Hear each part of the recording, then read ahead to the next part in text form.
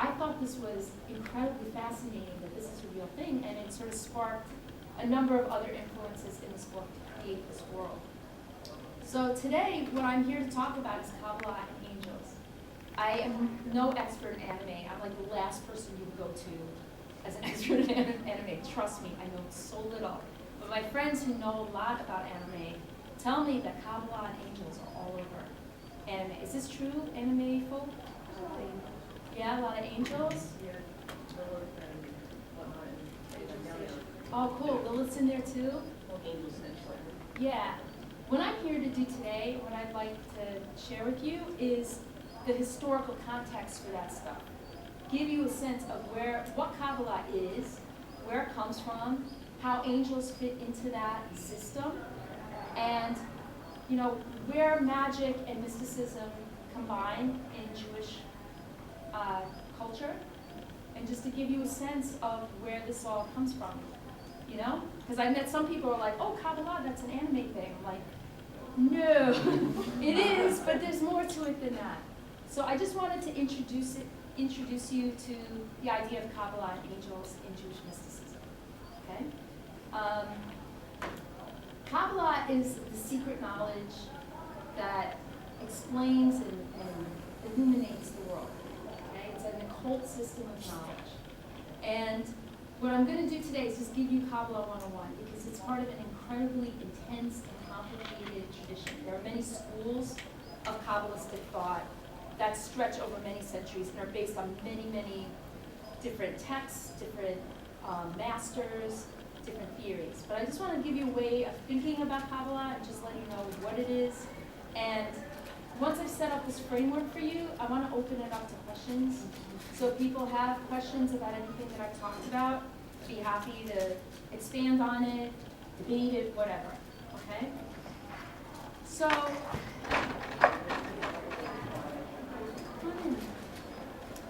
what we're talking about is Kabbalah, what it is, a framework for thinking about it, and then how angels fit into that framework. Like I was saying, Kabbalah is like the secret occult knowledge of the world, how it's put together, the role of God in His creation together, okay? Now, if you know anything about Judaism, you know this incredibly complex and detailed system of written work, the people of book, right? So there's three ways to explore Kabbalah and 3 ways that people have learned about this mystical knowledge through history, okay? There's textual interpretation, there's studying under masters, and then there's direct revelation from angels, spirits, the big guy himself, etc. Okay? That's okay.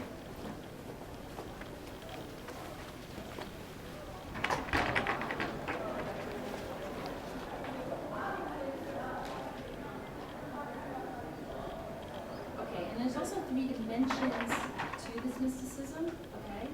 There's a speculative dimension, an experiential dimension, and then a practical dimension, okay? So they're going from the most abstract to the most gritty, nitty-gritty, here and now. And I'm going to spend most of my time talking about the practical side, because as a fiction writer, that's the most interesting to me.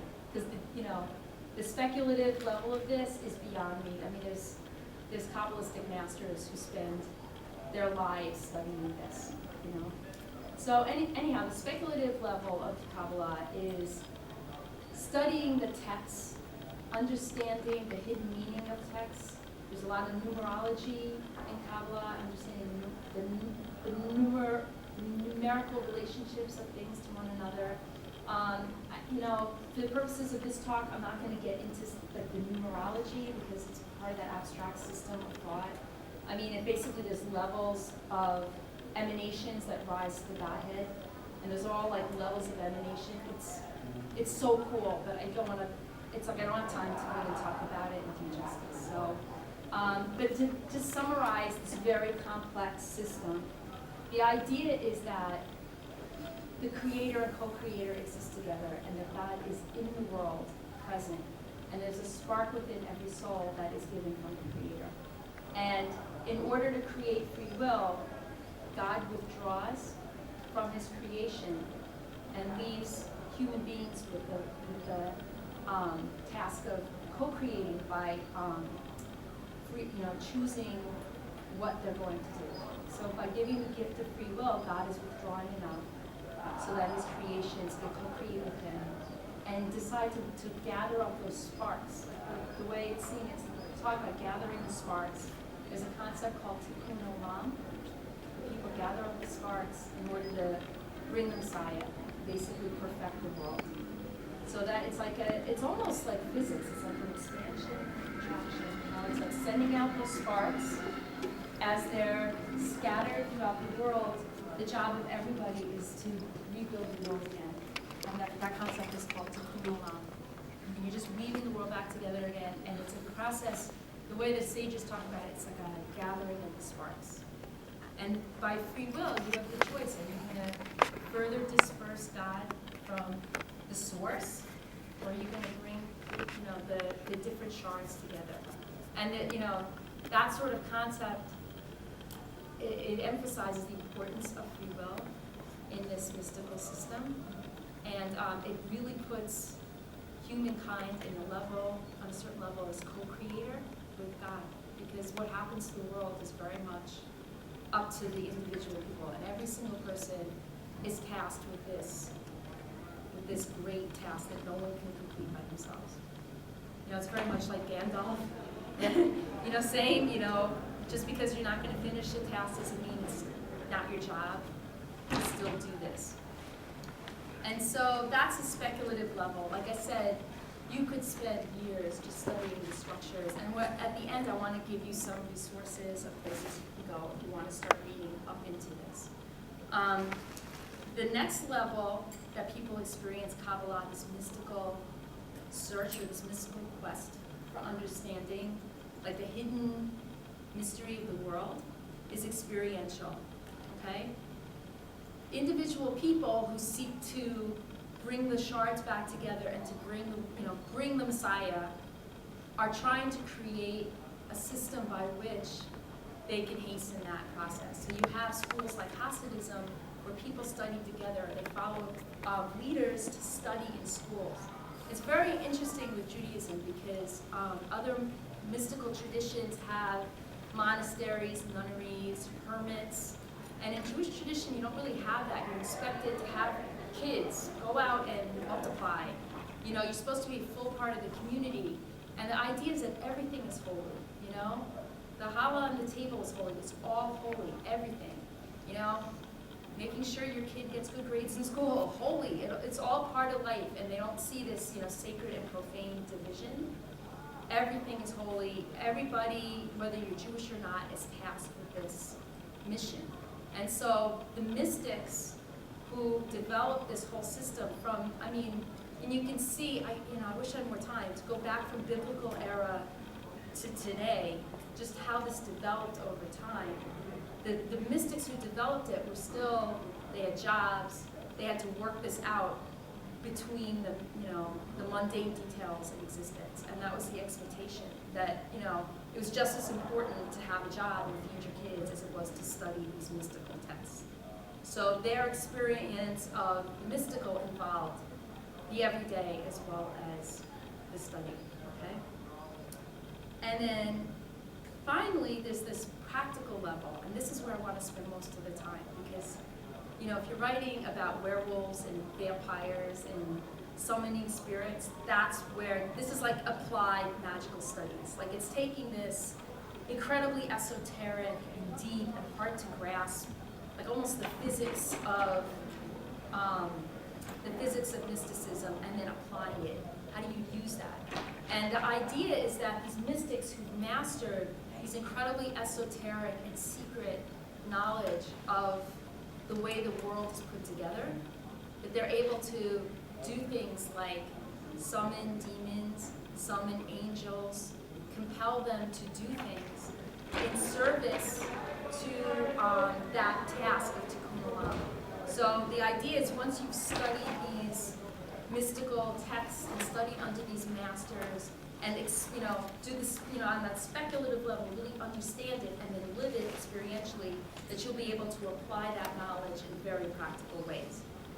So to me, I mean, if you read the sages, their idea of what magic is and whether it's permitted or not is from an outsider's view, very interesting, because they, it's pretty clear, magic, bad, no, bad, sorcery, bad, bad, bad. But yet, to me, this applied, summoning an angel sounds like magic to me. It really does, doesn't it? So I'm like, I don't know. To me, the line is non-existent, quite honestly. It's like a benevolent magic. Yes?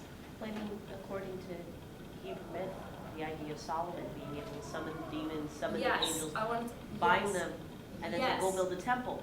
I mean, was it okay because he was a kingly person, he was kind of the head guy, and not okay for the average schmuck to do this? Or the idea was that he was, in his quest to build this temple to the glory of God, and doing, participating in Tikkun Olam, because he was righteous, he could do this and get away with it. So for him, the end justified the means, right? Or that he could handle the risk of doing that. The risk of magic is that you're changing the rules of ordinary life to achieve a desired end. It's very seductive. It's like any kind of power. Power corrupts. And so the danger here is that people are tempted to do more than they're supposed to do the wrong thing.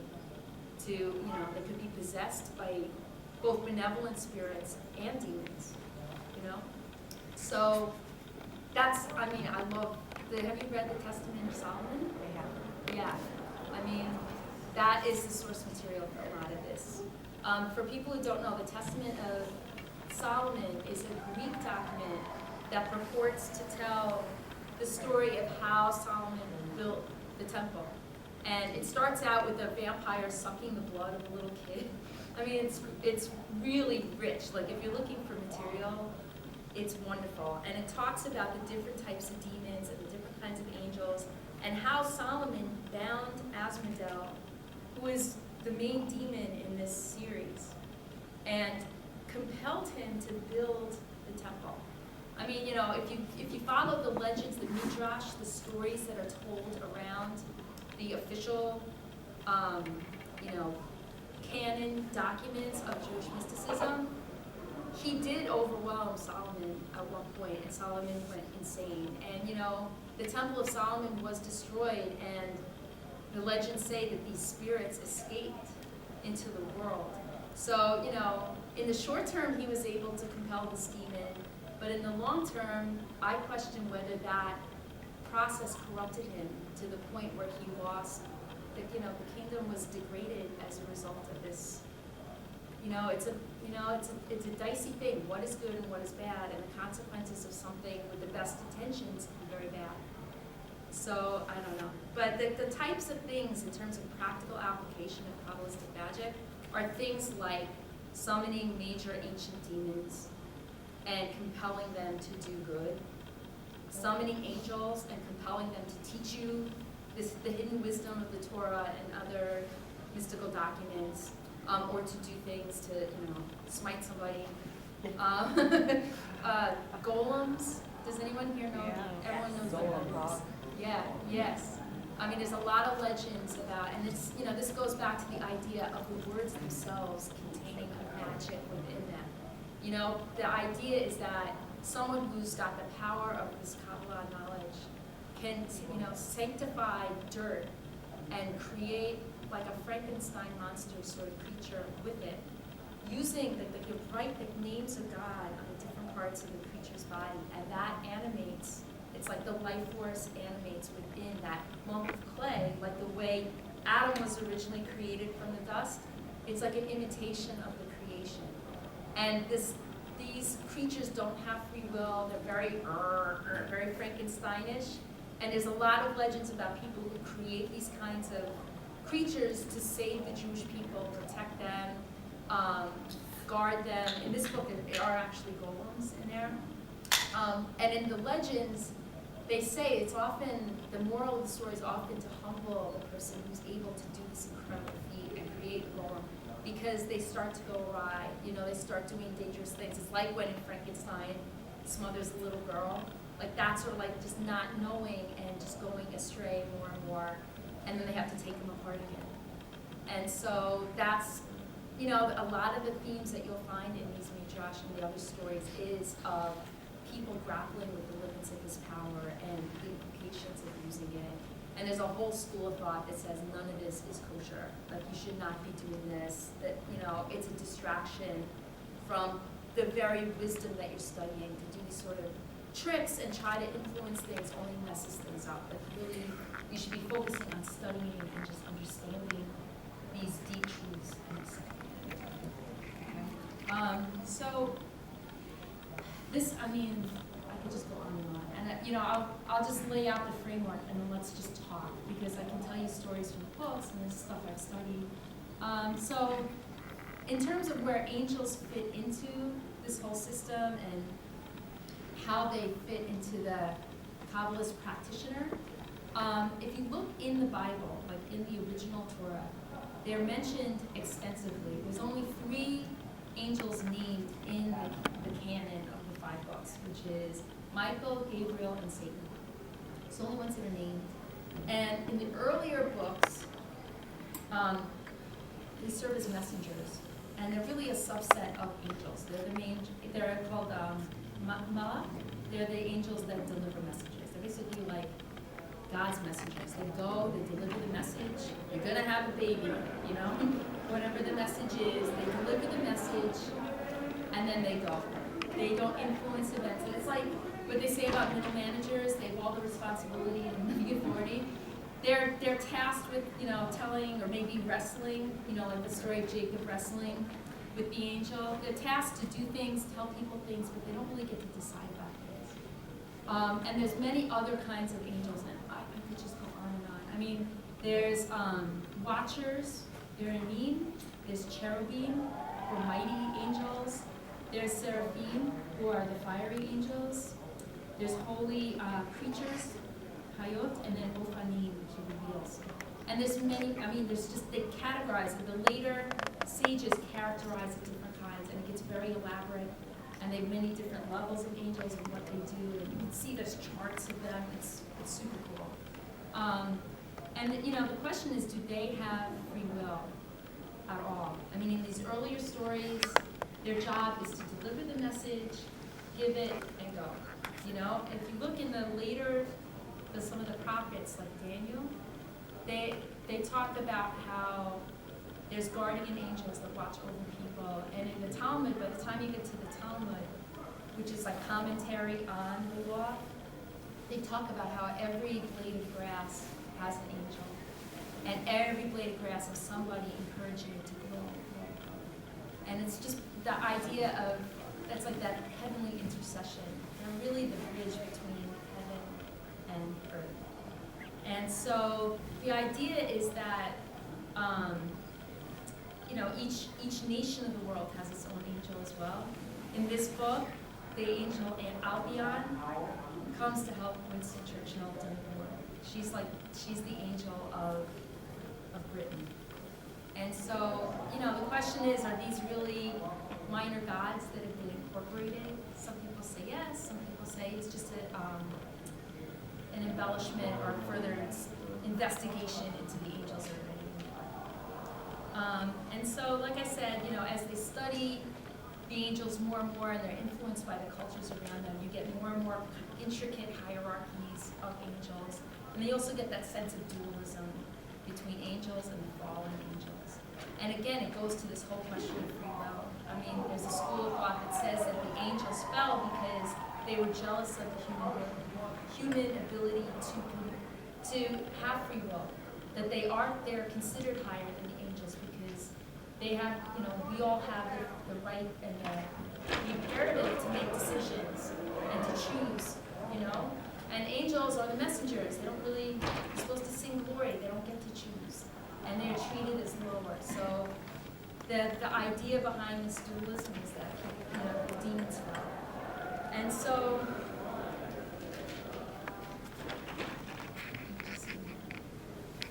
in terms of the experiential level of this, demons and angels have both visited the sages over the centuries. And, they come as messengers, they come to teach, they come to tempt, they come to possess. And if you look at the different magic that people have developed, there's let me talk a little bit about the practical magic again. There's different, in the medieval period, you see that they started to write a lot of books that are really like Vermon's.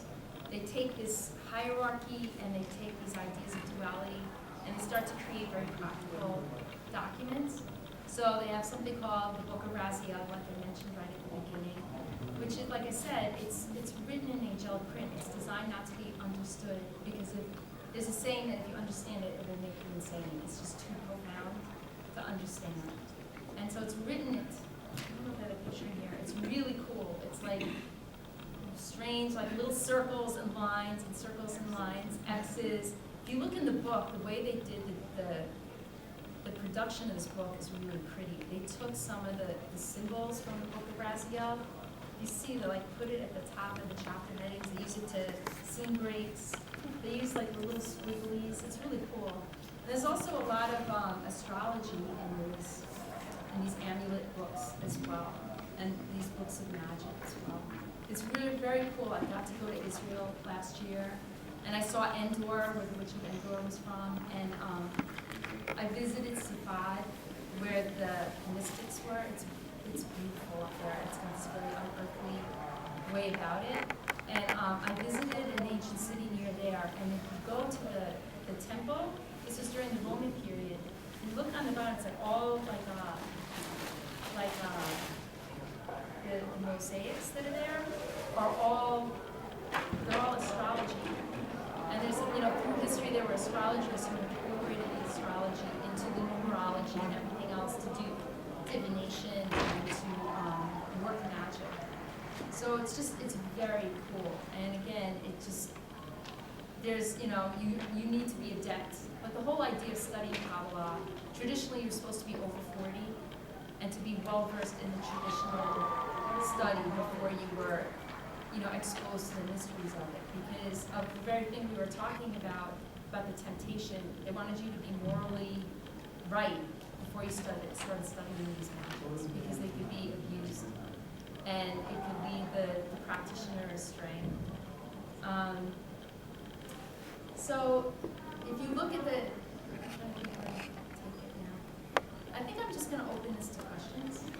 Yeah. You've obviously studied these sacred teachings of Kabbalistic methodologies, and my question is, in the process of studying these things in your own practice, have you attempted any of these goetic evocations or things like that? And if so, what has your experience been? Yes. Well, I respect this stuff. I really believe in the power of a lot of this. So in terms of practicing it myself, I don't feel like I'm qualified, having not studied this in the original Hebrew or really understanding it at the level where I think I could do anything constructive with it. I will say my husband is a doctor, and he treats a lot of very religious Jewish people, and they'll come into surgery with the Book of Raziel taped over their heart, and they've given it to him as a gift. You're not supposed to make money. Talk about open source. You're not supposed to make money printing the Book of Raziel. It's given it's truly an amulet. It's a healing medicine. And the folk witch practitioners, it's interesting looking at how sages see witchcraft. They see it as, sorcery, bad, bad, bad. Witchcraft is something that women do, and it's look the other way. We're not going to stone you or burn you. It's not seen as instant, we're going to see if you float and then burn you. It's not like that. It's very much a folk healing. And, these amulets I see as an extension of that. The way that the folk treat it to this day, they put it under their pillow to protect against fire. It's supposed to protect against death and childbirth. I didn't even talk about Lilith. And some of the visitations are of succubi, the fallen female demons, come to collect the semen from men. and they used the sparks from the semen to create more demons. And it's that idea of co-creation gone wrong, you know? And there's these air spirits. There's air spirits running around through the series also. You know, the daughters of Blvd, they're called. From the Testament of Solomon, they're there. It's causing a lot of trouble. So yeah, I respect these things, and you can see that just the purity of belief. I gave it to my husband and said, just keep it in your office. It'll protect you while you're doing your work and help other people. And they'll go and they never remove it. It's taped there. They just leave it there. And so that to me, and it's you can call it the placebo effect, and you can say it's more than that. And there's all kinds of people have the little strings. There's it's all that folk medicine that comes from this. It's all coming from Kabbalistic belief.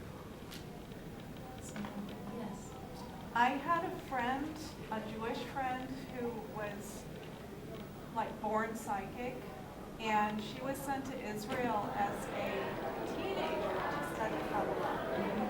And she told me all about it. She said she was able to do the practical Kabbalah far, far better than all the old men who've been studying it all their lives, and it frustrated them to no end that she could do that.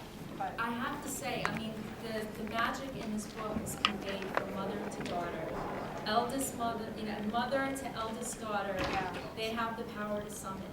Yeah. And I always say that the spookiest parts of these books are the true parts, because my parents are both Holocaust survivors. My mother was in Budapest during World War II, and there's no rational explanation for how she and her mother could have survived without visions. Her mother used to have visions. They used to have seances. They were really guided to surviving, and it was that connection to angels. There's no other way to put it. It's like the spirits are trying to help them. Yeah. That there's no other way. If they just followed the logical route, they would be dead. And a lot of that comes into these books. Like in the first book, Magda has this gift of summoning, and she summons the witch of Endor, who's her great-great-great-grandma. And she's like, will you please help me? Because her little sister has the gift of prophecy and is able to see what's coming down the road. The first book takes place in the summer of 1980. So I really believe in this stuff because I wouldn't be here if it wasn't for it. I really do believe, so I'm not surprised, and I do not question your story whatsoever. Because my mother, she also, after the war, she was in communist Hungary. And she grew, her childhood was during communist Hungary. And she didn't get to leave till 1956. And she and her mother, it's very much part of Hungarian culture. And it's Hungarian Jewish culture. It's every Sunday they would get together, play chamber music, and have a seance. It was Sunday, that's what you do. And they would visit mediums. It was very much part of the culture. And so they used to, when my grandmother and my mother, her eldest daughter, would get together, stuff would go haywire. It's like what your friend said, they have a natural talent. And then, chairs would go flying, they'd hear voices, and there was a medium at one of these seances. This was in the depths of the communist era. They were talking about, how long is this going to go on, what's going to happen, and the spirit that was speaking to the medium said, this is going to crumble from the inside out. It's going to seem like a long time from your perspective, but it's not going to be long. This thing's going to rot out from the inside. And I remember my mother telling me this during her Strega, saying, the spirits were right, that's supposed to be happening. It's not, she thought it was going to take a war or somebody